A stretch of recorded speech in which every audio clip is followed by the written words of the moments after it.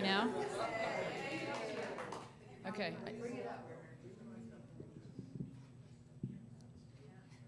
How about now? That does sound better. Well, good morning. And hello. As Mr. Rogers would say, it's a beautiful day in the neighborhood. Welcome to the Unitarian Universalist Church of Boulder. My name is Chris Zanoni, and I'm delighted to be your worship leader for today's service. It is always a pleasure to look out and see all your lovely, smiling faces. I'm a member of the communications team working on our new logo and website overhaul, and there'll be more on that in a minute. Each week we gather in community to refocus on the things which are most important in our lives, remembering who we are and what we're here for. It's a serious task done joyfully, intentionally. It's a time for spiritual practice, for our essential work as human beings, a time to return to the wells from which we draw meaning and sustenance. Welcome to those joining us online, and thank you for your patience with us. We're delighted that you're here. This congregation is all of us together, in person and online. If you're a new online visitor, you'll find a link to our visitor form in the video description. We invite you to fill it out. We'd love to connect with you. So I have a couple of announcements. First, please welcome back Reverend Chip Roush.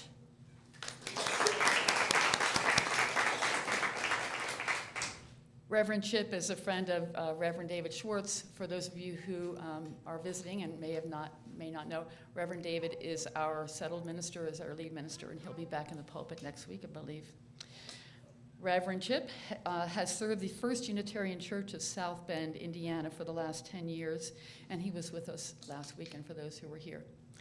So for those you may or may not know that as worship leaders, we try to make sure we're prepared for the meeting, and we've got the information about people, and we have our details together. And so I checked with Reverend Chip and said, well, how much of an introduction do you want me to do? Because Fred did a really nice job last weekend of doing that and covering all the things that you've done in books and activities. And so he said he really wasn't imagining that there would be a real long introduction, just kind of, remember this guy? They're back. So, remember this guy? They're back. Okay. A reminder that on August 20th, we'll go back to our regular schedule of 2 services. The first, the Wellspring service at 9 a.m. in the Sky Room, and the 11 a.m. service here in the sanctuary. It will be a busy and exciting day here at UUCB. I believe we have the flower communion, and we also have the introduction. I knew that. I was just checking on you. It is the water communion. Thank you. See, it takes a village to make sure we're sharing the right information. And so let me tell you a little bit about I have notes here, about the overhaul. So there was an article in the Messenger. There was an article in the mailing that went out, the news from, the staff news from UUCB. And I want to do a little plug on the side of that. So both of those tools, the Messenger and news from staff, are excellent communication tools for this congregation. And Sam has done an amazing job of spiffing it up, making it more user-friendly. So I urge you to read that. You'll really be able to stay in the know with that. So anyway. So as we do in our lives when we're looking for a restaurant, a business to go to, it's pretty common to check the internet, check the web. And so what we realized after after the board approved that we would decide that they would budget, the development, the overhaul of our website.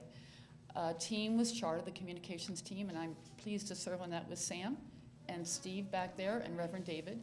And we began the process of trying to identify what is it we want people to see and to know about us, especially somebody who's exploring to try to find a church that fits their needs. So who are we? What are we about?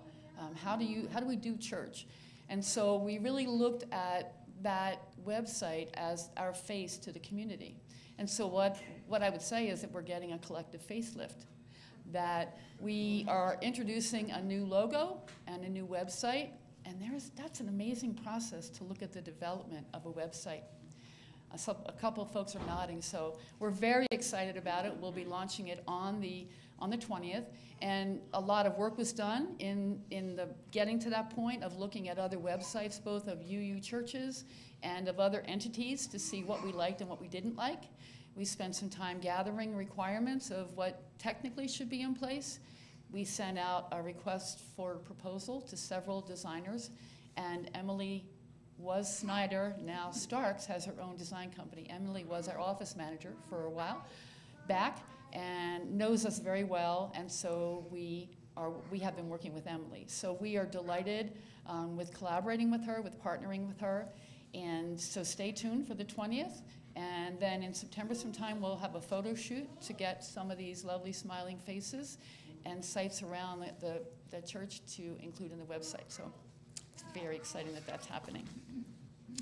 A reminder that after today's service, there's a jam session and celebrating the 75th anniversary of UUCB's founding.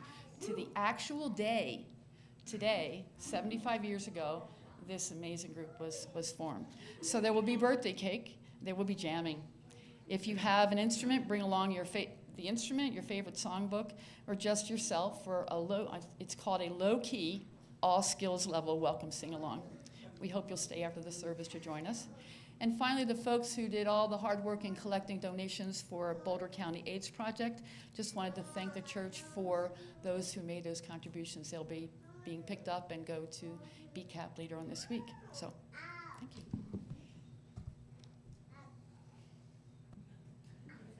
Be very careful.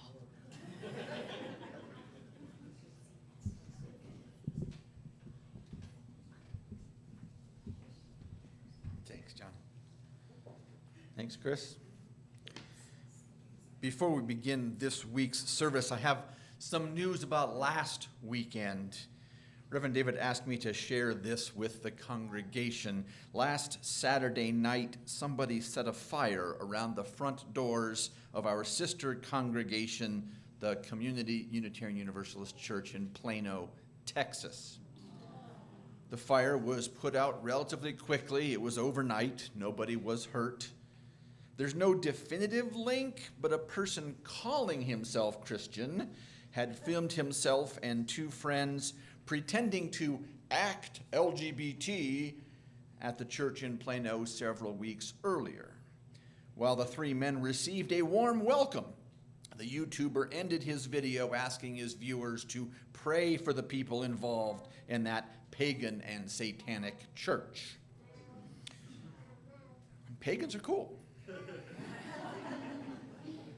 Actions like these, homophobic and transphobic videos, potentially related real-world attacks, make our Unitarian Universalist message of inclusion and welcome all the more important. As long as there is hatred and violence in the world, I am proud to embody love and celebrate our inherent worth and dignity with my every breath. So may we be.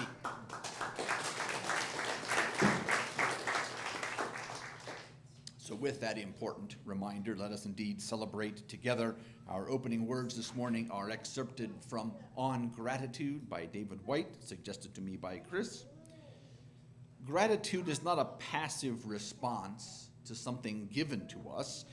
Gratitude is being awake in the presence of everything that lives within and without us. Gratitude is not something shown after the event. It's the deep, a priori state of attention that shows we understand and are equal to the gifted nature of life. To sit among friends and strangers, hearing many voices, strange opinions, to intuit inner lives beneath surface lives, to inhabit many worlds at once in this world, to be a someone among all other someones, and therefore to make a conversation without saying a word, is to deepen our sense of presence and therefore our national sense of thankfulness that everything happens both with us and without us, that we are participants and witnesses all at once. This morning, every morning, may we both participate and witness the extraordinary gifts that are our ordinary lives. So may we be. Our opening hymn is number 125.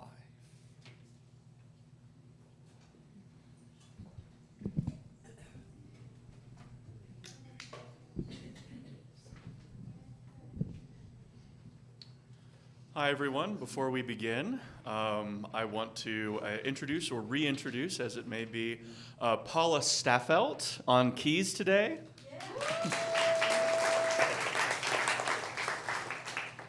As well as Johnny Nichols Jr.'s singing debut at UUCB.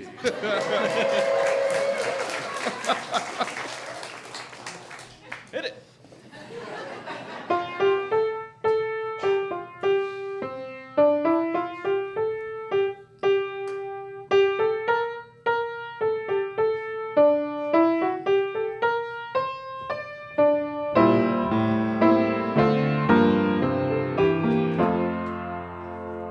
From the crush of wealth and power, something broken in us all waits the spirit's silent heart, pleading with a poignant call, bind all my wounds again. Even now, hearts and memory of the friend we need so much. When I see the pain you carry, shall I with a gentle touch bind all your wounds again? May our love for one another makes our burdens light to bear. Find the sister and the brother, hungry for the feast we share. Bind all their wounds again. Every time our spirits anguish, terrified to draw too near, may we know each other's anguish, and with love that casts our fear, bind all our wounds again.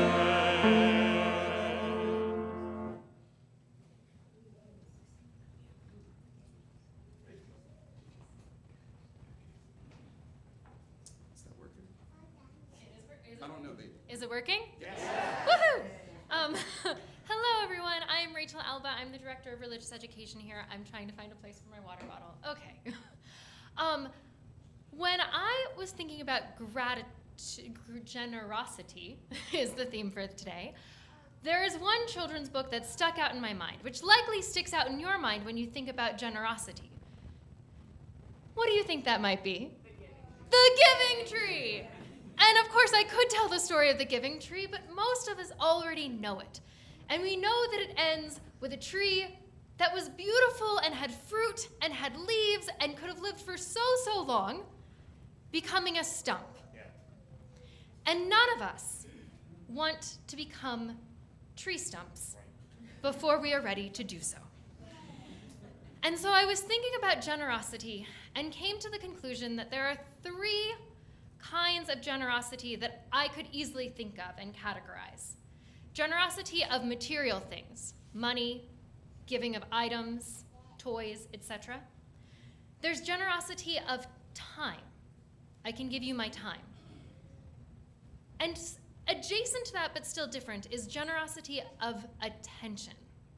At a certain point, someone told me, you know, when it comes down to it, all we really are is attention. And so when you give someone your attention, you're giving them yourself.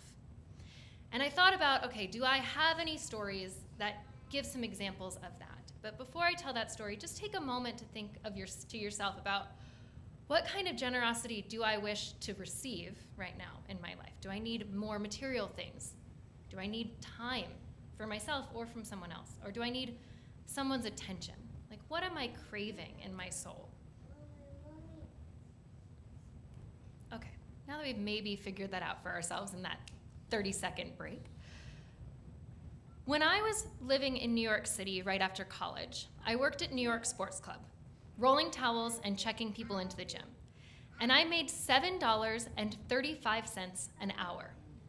And we can talk about how that's wrong and the systemic issues there, but that's not what we're going to focus on today. We're going to focus on the fact that I was making $7.35 an hour. And there was this guy, I would oftentimes work the closing shifts. The gym closed at 11. At 11:30, the lights automatically went off. I had no control over it. So between 11 and 11:30 p.m. was like clean up the gym, get it ready for the morning. And this guy would come in every single time at 10:50, insisting that he only would take 20 minutes to do his workout. And eventually, over the year and a half I was working here, still for $7.35 an hour. We built a rapport, and I would let Peter stay and finish his workout while I was cleaning up. And there was one day, and I don't remember if it was raining or if it was cold, and he said, "Wait, but how are you going to get home tonight?"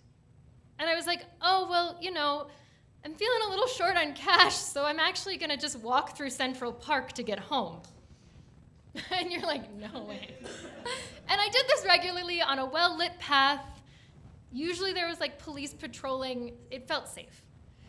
And he was like, "No, you're not." And he gave me $10 in cash to take a cab. And it felt huge. This was more than I made in a whole hour, an hour and a half almost, to be able to take a cab home that night. So I hailed myself a cab, got in the cab, and told the cabbie, "Just drive me through Central Park and drop me off on the other side, and I'll walk the rest of the way," knowing that I would save $3, and that $3 could get me a cup of coffee and a roll at one of those carts the next morning. And so the cabbie drives me through Central Park, and he looks back in the rearview mirror, and he's like, "But where are you actually going?" And I was like, "Well, I'm going home, but it's like 3 more blocks." And he was like, "Well," he turns off the meter and says, "I'll just drive you there. Don't worry about it." And none of those examples of generosity are huge, right? I'm letting this guy work out for 10 more minutes. He's giving me $10, right? How many of us, we sneeze $10, let's be real. $10 is how much your coffee costs in the morning. And this guy drove me 3 extra blocks to get home. Small bits of generosity. And yet, when I was living in New York, these moments of generosity were consistently happening. The guy who handed me the free newspaper as I was getting onto the subway, and we just have a couple moments of generous conversation. Somebody giving you an extra couple of napkins because you needed a couple of napkins. Little bits of generosity. And those were the experiences, a smile on the subway car. There was this one time I was sobbing on a stoop, and the number of people that stopped by to ask me if I was okay, offer me a bottle of water, give me tissues, incredible. And those bits of generosity, I think, are what engenders within us a sense of the interconnectedness of all things. And it doesn't have to be the giving tree, where you give up your entire life and your entire existence to become a tree stump. It can be $10. It can be 15 minutes. It can be a 3-block drive. And so with that, this whole summer we've been talking about service in religious education and doing small service projects. And one of the things that we've also been focusing on is self-care as a piece of how we get to do service and generosity. So, without further ado, if you're coming to religious education today, we're going to go do a service project for the Humane Society of Boulder. And I'll leave the rest of the service up to Chris and Chip. Thank you.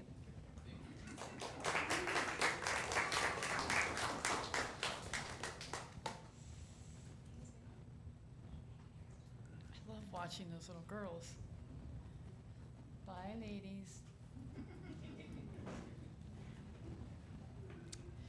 If you're joining us online and have a candle or a chalice nearby, please get ready to light it. I want to share the words of Irish poet John O'Donoghue's poem called On Waking. I give thanks for arriving safely in a new dawn, for the gift of eyes to see the world, the gift of mind to feel at home in my life, The waves of possibility breaking on the shore of dawn, the harvest of the past that awaits my hunger, and all the furtherings this new day will bring. I light this chalice with deep gratitude for this beloved community.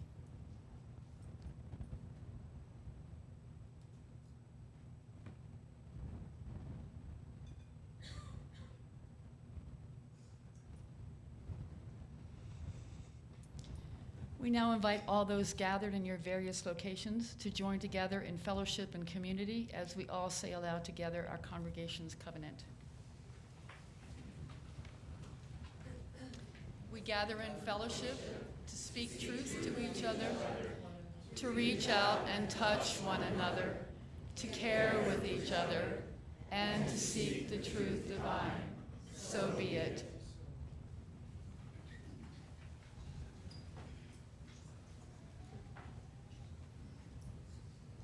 Thank you, Chris. Thank you, Rachel.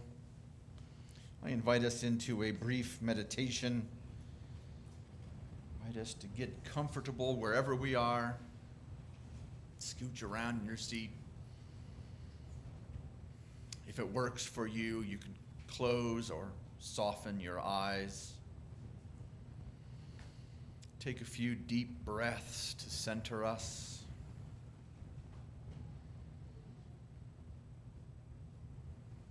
Each small noise and voice drawing us deeper into the silence beneath all sound.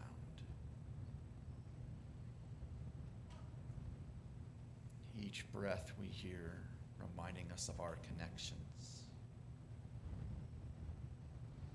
Across the digital divide and across the room, we are one gathered congregation.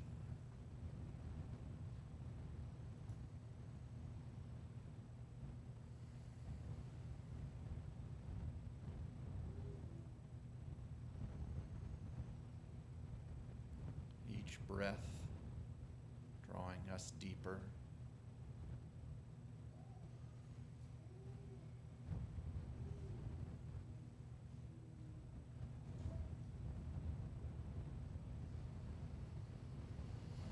And on the next in-breath,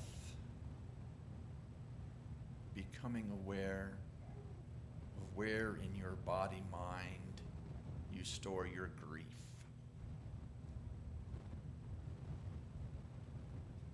Holding that place tenderly. Breathing into it, giving it some care.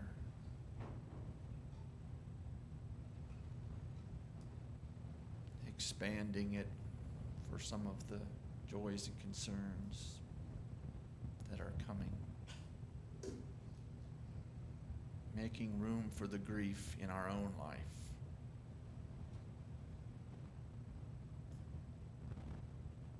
And finding somewhere in that space that's not merely grief, but deeper lament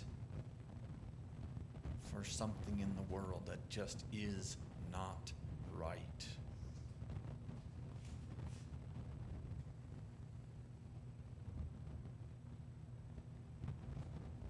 Acknowledging that, noticing, caring, breathing into it.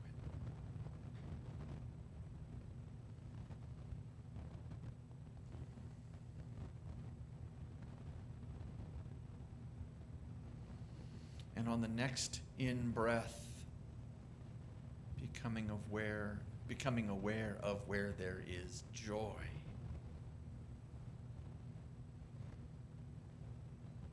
Breathing into that place, feeling its lightness, expanding that part of us to celebrate with others as part of blessings and concerns later, as part of the jam session and birthday party later.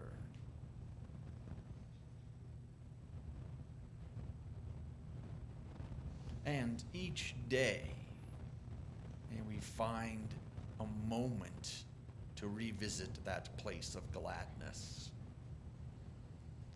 Whatever else there is in the world, there is also awe and wonder, and let us cultivate joy.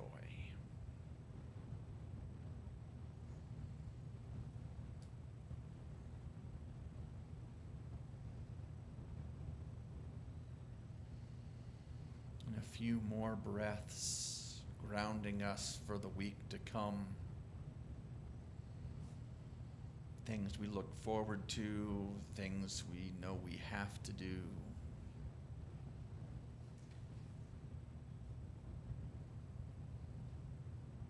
Carrying this moment, this congregation, this boundless energy into our lives going forward.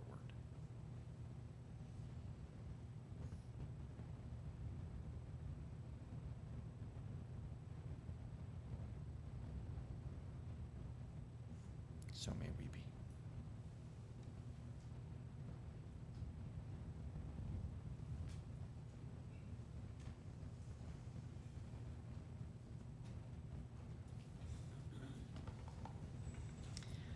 Remaining in that calm, focused spirit. When we say that our mission is, in part, to always love, it means that we actively seek connection and compassion across boundaries and borders. Each week in the service, you're invited to come forward to take a stone symbolizing your joys and sorrows and to place it in the earth. It's a private act and a personal act. You place a stone in a symbol of your own private joy or grief. It's also a community act. What we make is a whole, a miniature landscape of our individual inner lives. What we make is a whole. Each of us is unique and united. Please take a moment to breathe again in deeply.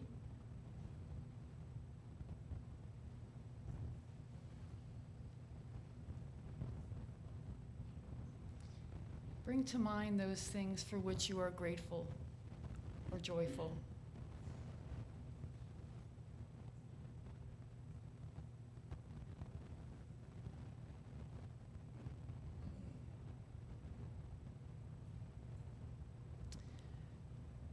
Now bring to mind those things for which you grieve or worry.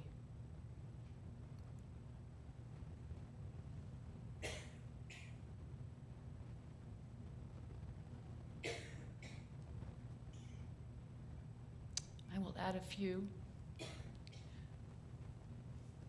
to think of our friends, the UU friends at Community Unitarian Universalist Church in Plano, Texas. We learned early last week that Michael King's brother died a day after his wife died. And Diana King had shared a note, and it kind of underlies the important work that caregivers do and how stressful that is to a caregiver. She added that Michael's 71-year-old brother neglected his own health as a caregiver for more than 3 years. It ended up shortening his own life. His passing within 24 hours of his wife came as a shock to the family. We also keep in mind Di Mapes. Her mother and stepfather both passed away this week.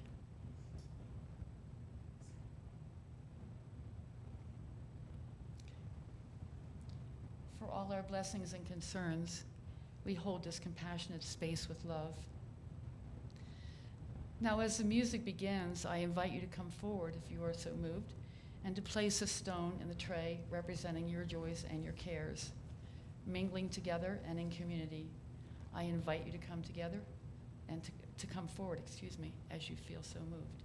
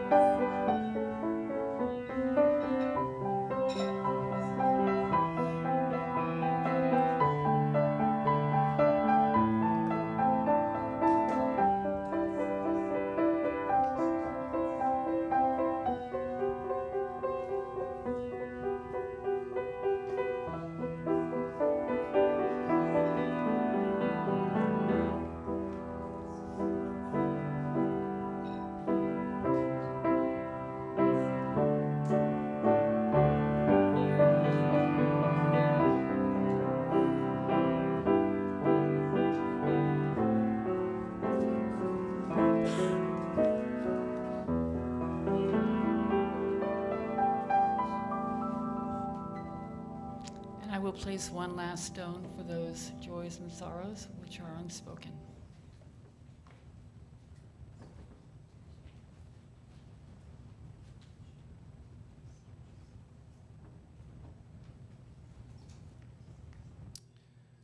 This morning, as we think about giving with our money, financial resources, our time, our hearts, our energy, our love, depending on the circumstances that we're in our lives at the time, sometimes giving even the smallest gift can seem impossible, can seem hard, can seem like a huge sacrifice. One of the things that I am growing to love about this church and the music here at this church is the ability to take a song and to repurpose it in a way from its original intent to fit our message today and to find a way that it fits in our hearts. Jokingly, Reverend Chip asked to sing something right here, and I want to acknowledge the talent that we have here with Paula is literally sight reading. But I felt like what came to mind is knowing the sacrifices that we give and how impossible sometimes it may seem that the song Impossible Dream would be an appropriate piece to sing. And listen to the words and listen to the struggle that is described here and the call to actually dream and reach for the stars, even when it seems impossible.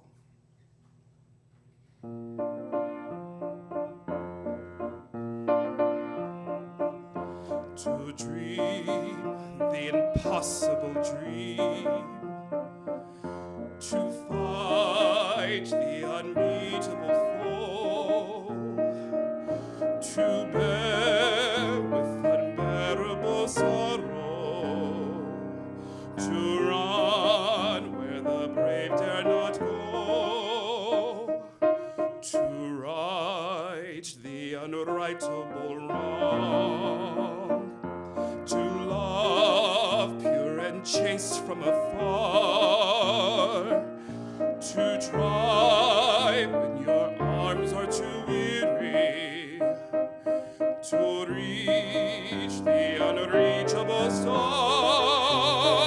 This is my quest, to follow that star, no matter how hopeless, no matter how far, to fight for the right without question or pause, to be willing to march into hell for a heavenly cause. And I know if I'll only be true to this glorious quest, that our hearts will lie peaceful and calm when we're laid to our rest.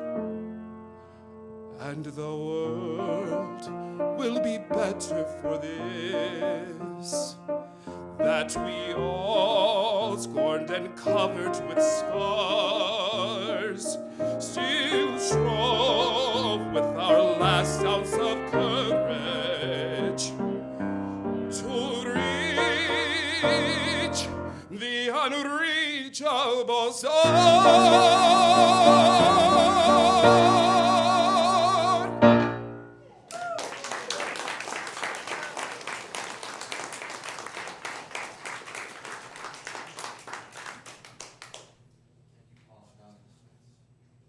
I joked, just please, create some transcendent moment, then. Frank. 2 weeks in, y'all are lucky.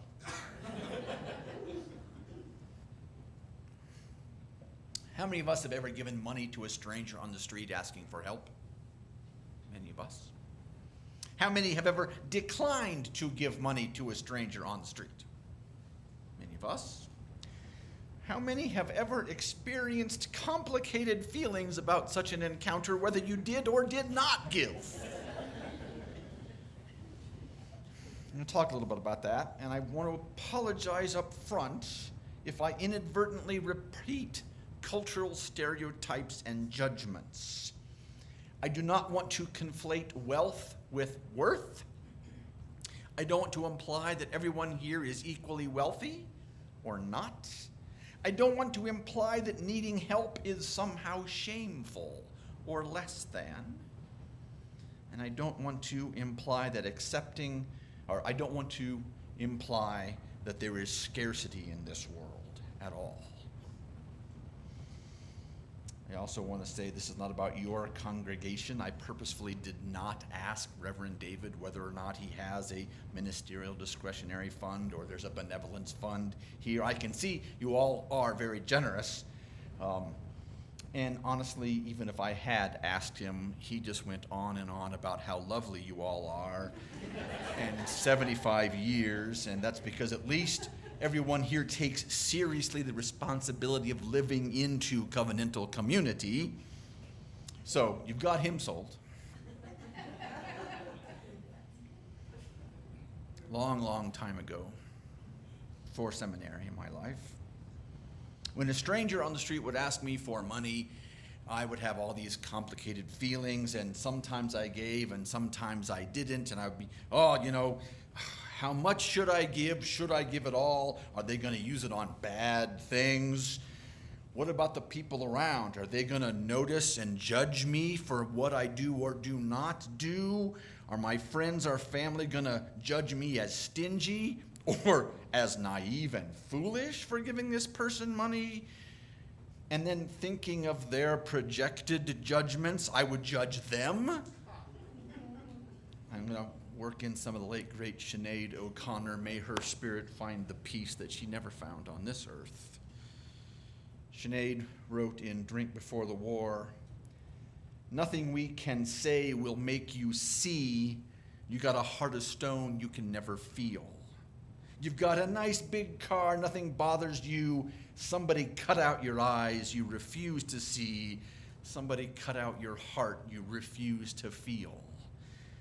I cannot sing it as she did, but I certainly spat out similar judgments at friends and family members and politicians when they wouldn't be as generous as I thought they should be.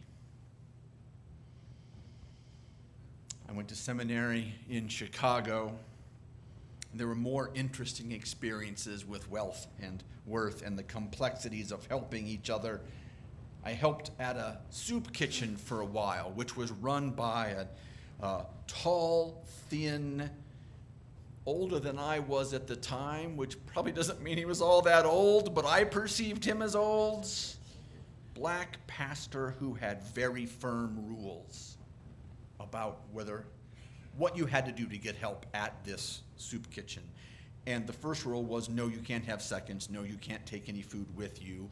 No, if there's someone at home who's sick, you can't take home food to them. And I judged him for being cruel and mean to the people who were seeking his help. And he's done more help for more people for more years than I have. My friend Tamara LeBach had an envelope each month. They would go through, she and her wife parsed out, okay, here's this much money for the gas bill, here's the electric bill, here's books, we are at seminary, and here's the leftover money that goes to charity, and it's in this envelope. And if I'm out and somebody asks me for money, I take money out of that envelope and give it to them until it's gone. There were people there on the corners. This is Hyde Park, University of Chicago, so lots of people, lots of relatively wealthy people, and lots of very hungry people, all in the same little area. And they would be out asking for money. Many people would give them food. And to their credit, they weren't just giving, oh, here's the sandwich I had a bite out of and don't want anymore. It was they would order an extra sandwich and take it outside and hand it to the people. That's cool. And sometimes the guys on the street wanted money. Maybe they wanted alcohol. I'm not going to judge. Maybe they wanted to be inside overnight. People gave them food. That's important. Some would or would not give money. They all had feelings about that. one of these lovely human beings named Kenny and I became pretty good friends. I mean, Kenny was always out there, and I often was able to help. And we had conversations, got to know each other. And one day, Kenny dragged me across the street out into the park to meet his daughter who had just graduated from high school. And that felt really good. She was embarrassed beyond belief, of course, because high schoolers were always embarrassed by their parents. And it feels good for me to help. It feels good for me to talk to Kenny. And I have friends that are like, well, you're just doing that to make yourself feel good. You're not really there to help this human being. Does that disqualify it? Isn't that sort of Puritan to demand we do things that we don't like? And then there was the nice man who was asking people on their way into the pizza shop, you know, please bring me out something without pork on it. I'm Islam, and I can't eat that. And also, I don't like peppers, so if you wouldn't put peppers on it. And you know, I heard people scoff and be angry that how dare this person give us an order? They should take what we give them. Okay. For the last 20 years or so, I've been serving a congregation that has a ministerial discretionary fund that generous people in and around the congregation give money to this fund for the minister to use to help people when someone comes and asks. And that's a joy. Oftentimes, it's really nice to be able to help somebody who needs to get their electric bill paid this month. There's one lady that comes like clockwork every 3 months. I just need a grocery card to get me through. I'll bet she could use one every month. She comes every 3. And then I had a donor give me a whole bunch more money than we were used to. 10 times the usual annual amount. And the good I could do just ballooned up. And, you know, people that got help told their friends, told their family members. They showed up too. And now every time I have office hours, there's a line of people outside the door.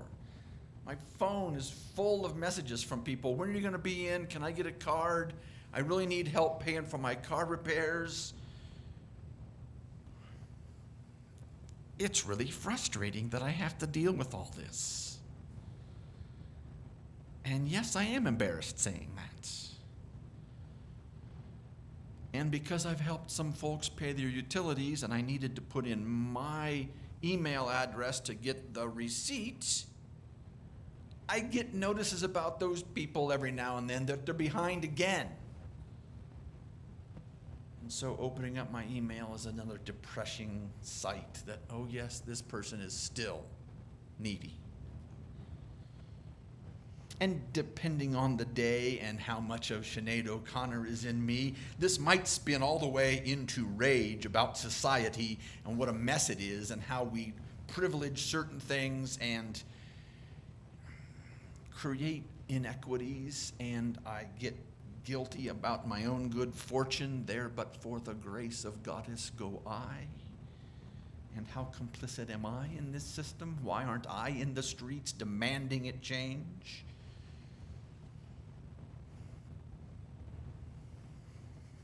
I'm going to tell you about Mark. Mark is one of my favorite and least favorite people on this planet. He's been coming to me the whole time I've been in South Bend. He has lived under a roof for maybe a year of those 10 years, often in his car for an entire summer in someone's breezeway, entire winter. Mark wants to work, always is asking for work. He cuts down trees for a living, sometimes hurting himself in the process. And the few times that I've found something for him to do, he's done a decent job of it. But he's back a lot because his life is hard. And once upon a time, he asked for $100. And I said, Mark, I got 40 here. That's what I can do. Well, this isn't going to help at all. This isn't really going to do me any good having this money. Then give it back. He did not. And I'm embarrassed that I said it. Similarly, another time, we were arguing about how much I can or cannot help, what I can or cannot buy from him. And I ended up shouting him as he was leaving the place, say thank you. I feel entitled to his gratitude because I'm the one in power. I've got the money, and he better best recognize that. And I feel sick to my stomach admitting that. The peril of giving away money in this sermon, the peril of giving away money is making one party think that they are somehow better than the other and that their lives are not fundamentally connected.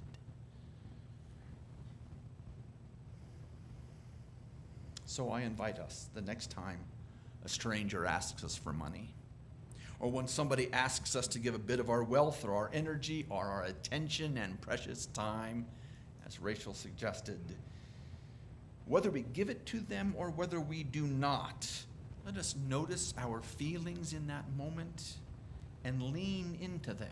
If it felt good to help, if we're angry that someone has to ask, if it just feels weird that the society is so complex, lean into that feeling and let that feeling remind us that we are connected and interrelated and that we can all do something together. Let us feel gratitude for that person, gratitude that is, as David White wrote in our call to worship, a state of attention that shows we understand and are equal to the gifted nature of life. When someone asks for something, that is a gift, an opportunity to pay attention to our lives and notice how it's all connected and valuable and a gift. So may we be.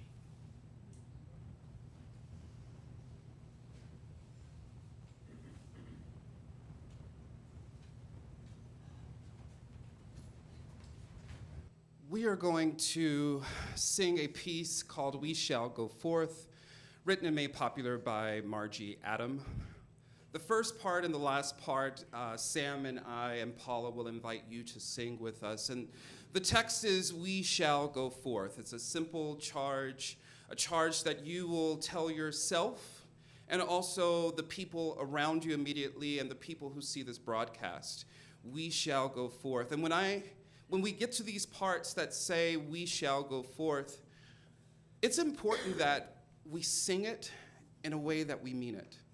How many times have we had a spouse or significant other or a friend or roommate, and we say, I'm going to the grocery store, and you say it passively, and the person doesn't hear you or doesn't believe that you're actually going, but if you say, hey, I'm going to the grocery store, they actually get up and they go with you, or they believe that you're going. How many times have there been events and philanthropic projects that we have done here, and someone has come up here and tried to mobilize all of us to participate? And if they say, oh, we have this event, and we'd love for you to come, you probably won't do it, but if they say it with confidence and fidelity, it will mobilize those who are asleep. It will mobilize those who are unmotivated. So I encourage you when we get to those moments to feel and understand what that means and sing with your hearts. And even if you're like, oh my gosh, I don't sound great, it's totally fine, okay? I want to encourage you to sing because when we're thinking about this, no matter how things are supposed to look or sound, if we get it done, that's all that matters at the end of the day. So please join in singing We Shall Go Forth. And ask Paula to just play a little bit of it. Can I have an A, please? And your part's going to sound like this. We shall go forth forth. Sing with us. We shall go forth. I feel the energy. Let's do that again, please. We shall go forth. And if you want to sing a harmony, you would sing this. We shall go forth. We shall go forth. Sam has the melody, I have the harmony. We shall go forth. Beautiful. Keep going. In a moment, I'm going to start singing, and I want you to listen to the words.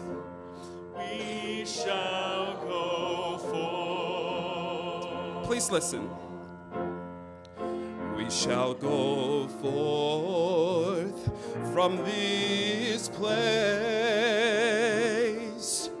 proud of the things we've done, sharing the things we've won. We shall not fail. Sam? And we shall go forth from this place, willing to open wide, so sharing the light inside. We shall go forth, Bringing together all we know for others who are struggling alone. Bringing together all we are, offering those who want to find us a way to find us, a way to see.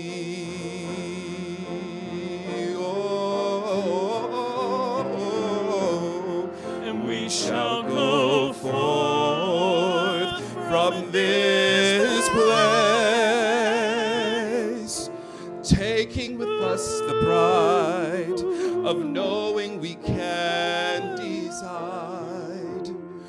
We shall not fail.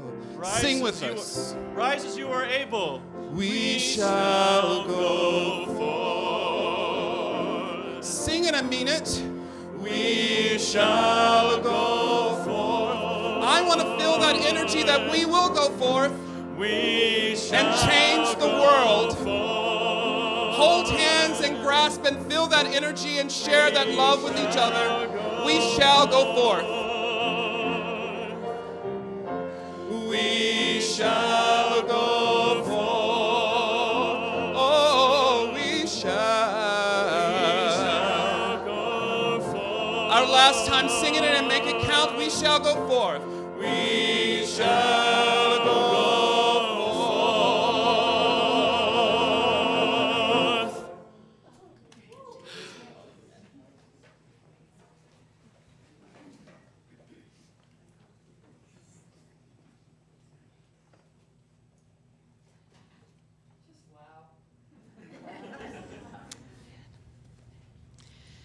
As we've done for the past few weeks, this morning's plate collection will be used to assist Ingrid Ancalada with her upcoming medical expenses.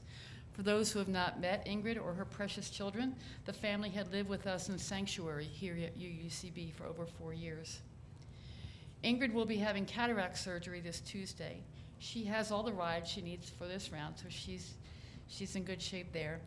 She also has an upcoming serious surgery and does not have significant medical insurance resources for that care.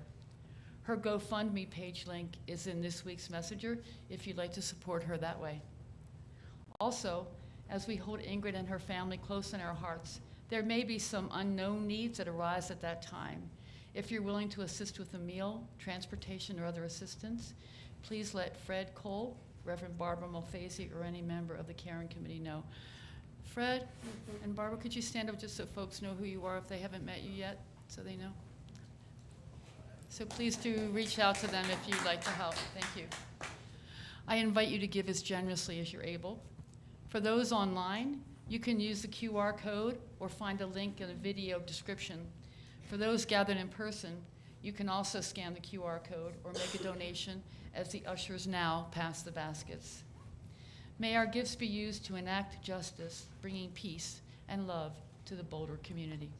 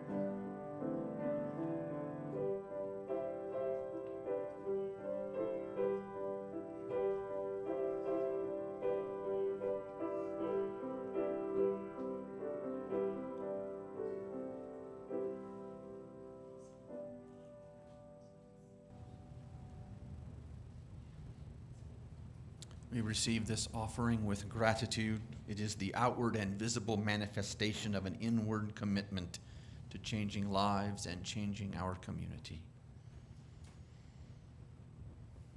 Gratitude. Gratitude for 75 years of covenanted community, for the possibility of 75 more, and for the everyday opportunities to remind ourselves that we are fundamentally interconnected with all other beings, however much help we all seem to need at any particular moment.